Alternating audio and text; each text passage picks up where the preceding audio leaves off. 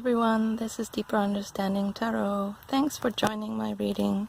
I haven't uploaded a video in a week, I think. Anyway, it was quite intense.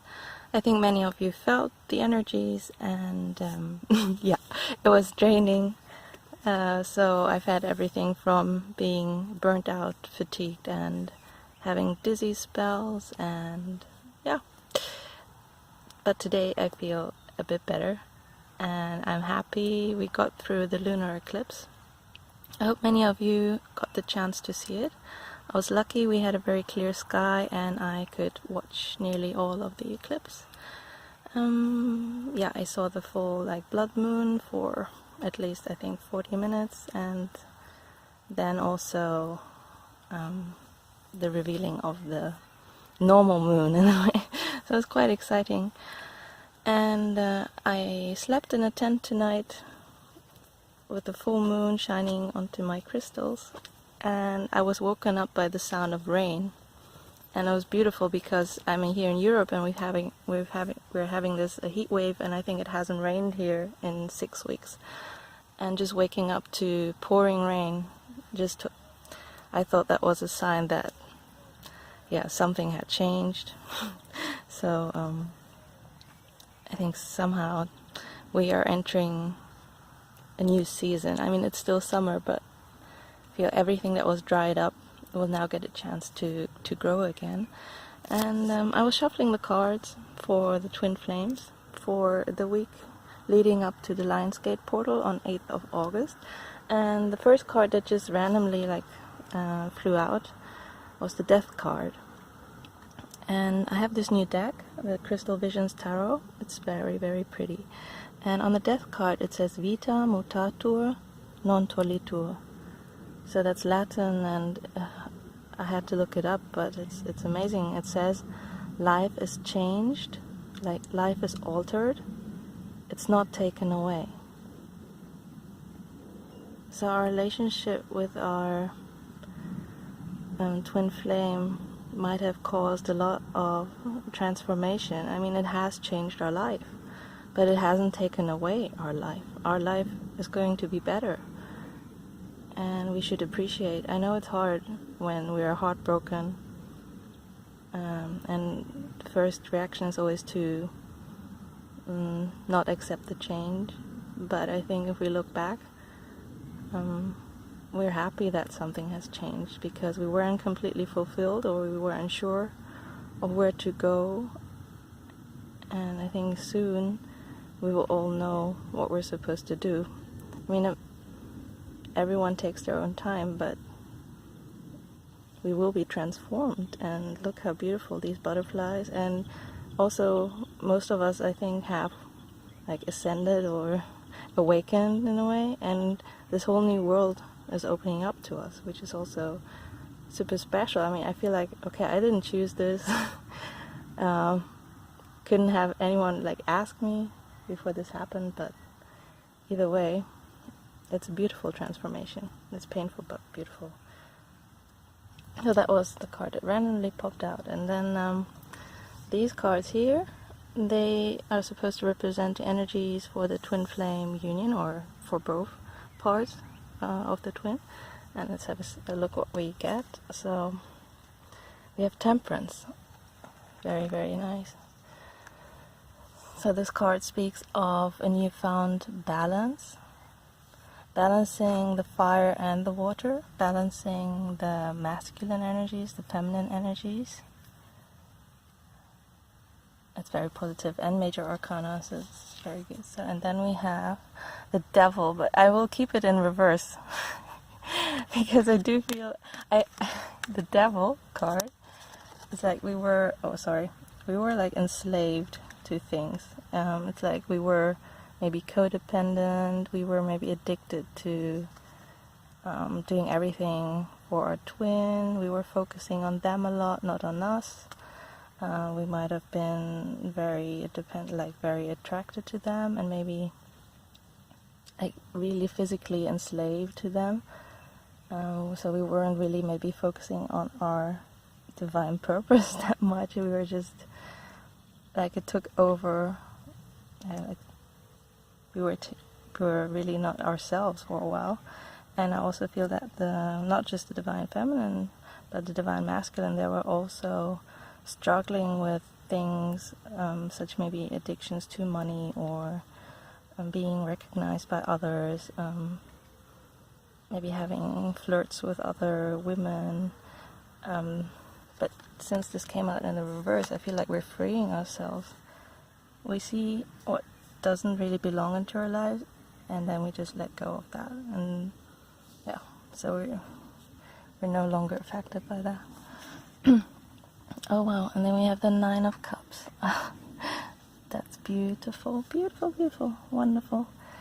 Yeah, it's a wish coming true. This is our wish coming true. And you see how we have, I hope you can see this card properly.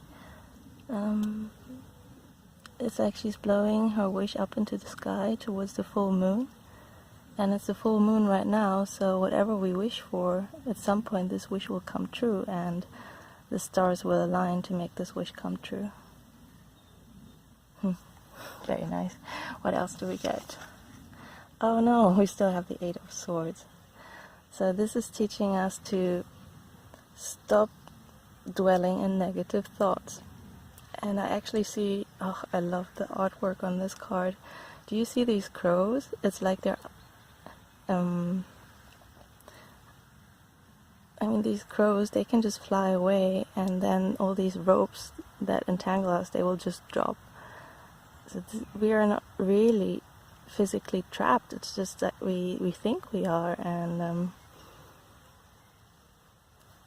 I think this is like the key to being happy again, is just to think positively and actually believe. Just believe, if we are on this journey, then good things will happen. This is not a journey that's meant to hurt us or make us feel miserable for all our lives. It's a journey that's supposed to teach us how to balance ourselves, how to get rid of things that are not meant to be in our lives, and it's about our true, like, deepest wishes coming true. So this should be a happy, I know it's hard, but it should be a happy journey, so just release all the negativity. But I think we do get this still. I mean, we're still, our thoughts, sometimes they get the better of us. Okay, and then I have an oracle card for the twin flames, and this says, wow, the diamond dreamer, material wealth, true prosperity. So I guess maybe some of you might have changed jobs, or thinking about changing jobs, or yeah, trying out new things. So apparently it's a good time for reaching material wealth. That's a positive omen. It actually looks like this genie, like a genie coming from a bottle or a pot here. And there's also some kind of coin in his hand. So I guess if we've been wishing for something, like not our twin or the emotional stuff, but everything else, I think some of these wishes will come true. And it's also number 6, and number 6 also speaks of balance. So that's pretty nice. Good. Alright, so and then I have some more cards. So these are for the divine masculine, and these are for the divine feminine. So I think I'll start with the divine feminine first. So this card is about how does the divine feminine see their masculine messages, like what would the divine feminine like to tell the masculine. Then advice for the divine feminine, and what the divine feminine needs for further healing. Because yeah, so that is what I was thinking about while I was pulling the cards. So this one is from the Psychic Tarot. So how does the yeah, how does the divine feminine see their masculine? So many of us still think, okay, they have deceived us. We're not happy with their actions. We fear the worst. We just fear the worst. Like, they left us for good. They were never honest about their feelings. We have all these, like, we can get to all these negative interpretations of their actions. But I feel like we need to learn that there's a reason behind their actions, and that reason is just like their ego. It's not their true self. We need to focus on their true self, and their true self has deceived us, that their true self is helping us be a better person and helping us to get the life that we want. So let go of this. So this actually kind of belongs to the Eight of Swords. But some things that have happened, it's hard to let go of, but it's time to let go of these things. So what would we like to tell? What would the feminine like to tell the divine masculine? Okay, so we have the spiritual connection. This relationship has a connection that goes beyond this lifetime.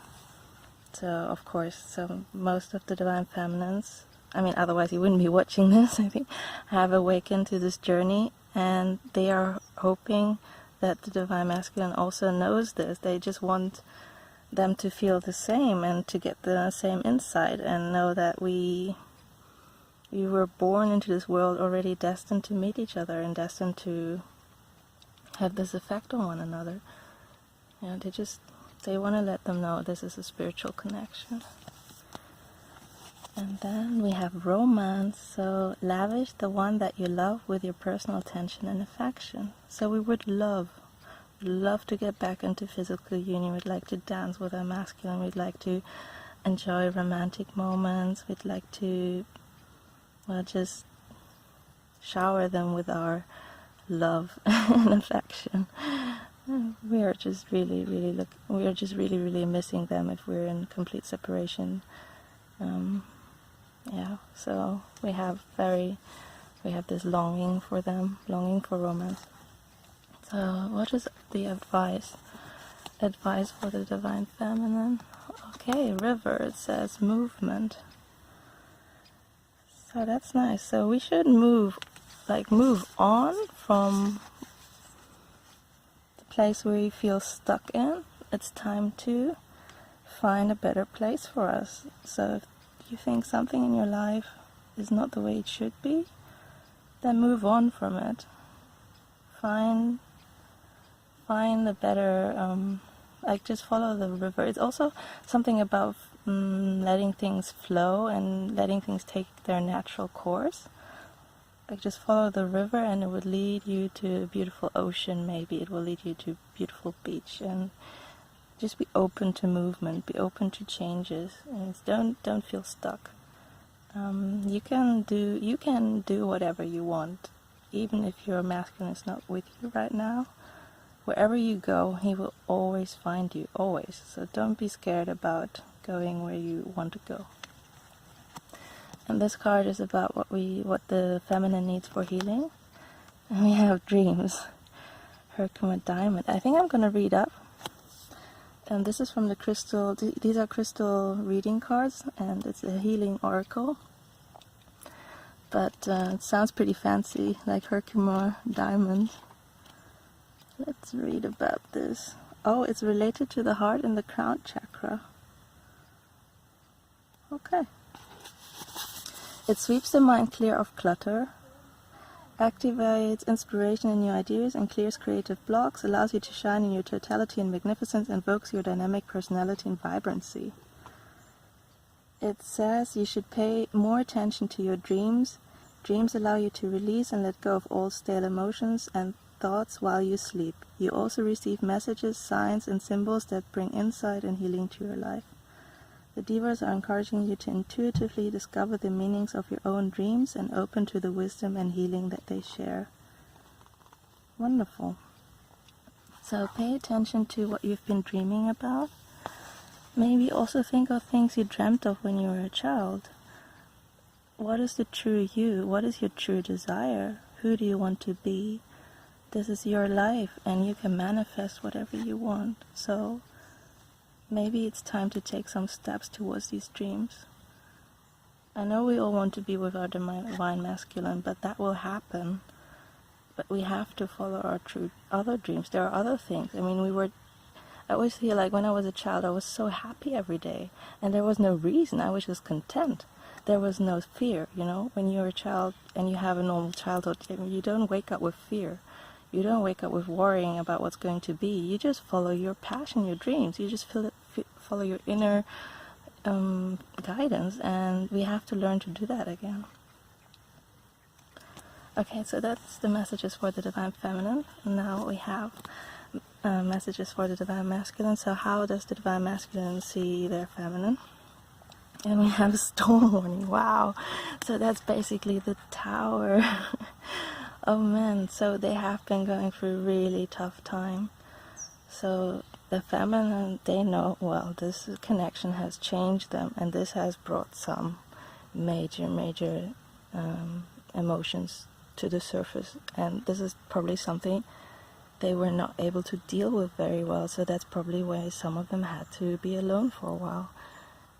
It's like the ego death. It's the questioning everything you ever worked for, everything crumbling to pieces. You realizing that, like the masculine realizing everything they ever put energy into was not built on a strong foundation, and they're questioning everything. I mean, they are changing, so yeah, their world is crumbling right now. So if they're not communicating, it's because they are really trying to cope with what's happening with them internally. It's very hard for them. I mean, this journey is challenging, and it's not that they don't love us, but they have to also focus on their own sanity, you know. They have to heal as well.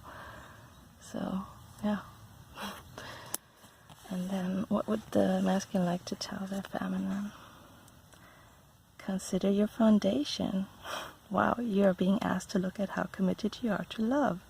See, that's what they're thinking about. It's like, oh my God, they were thinking their way of how they were behaving in that relationship. Because they thought like, oh my God, it crumbled to pieces. Why? Because it wasn't built on a strong foundation. And they want the commitment, and they are thinking about how to get to the commitment. What do they need to do? And it's probably something they haven't done before. And so they are really thinking about this now, thinking about how to create a better foundation. And this will take them a while. It will take them a while, but they are very eager to find out. Actually, I think this card also shows what the Divine Masculine is longing for. I mean, they look at others, and they see that people love each other and that they feel comfortable around each other, and they are wondering like, why can't I have that? I want that, but I just don't really know how to get there. But they will find a way. Alright, so, and then this is the advice for the Divine Masculine. Okay, lightning, power, wonderful. Wow. Beautiful card, isn't it? It's like, it's telling the masculine to find their power, find their strength. They have to feel empowered. I feel like some Divine Masculines might have felt worthless in a way, or not good enough for the feminine, but they need to find their power and get through. I mean, this is like a real storm of emotions. They have to find the strength to get to the storm of emotions they're going through, and it's not easy, but they can do it. And once this reminds me of the Emperor, you know, once they find the Emperor energy, then that will help the union, definitely, and also help them be happy in their lives. And this is what the Divine Masculine needs for healing. We have patience. Yeah, it's funny, see, that's it. So the Divine Feminines often think like, well, I have to have patience, I can't be any more patient.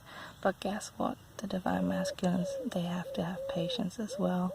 They have to find patience with themselves. Things they might have to change about themselves in their lives, those are big steps. And it's not something that can be done within just one day. And some things just require patience. So they are going through the same.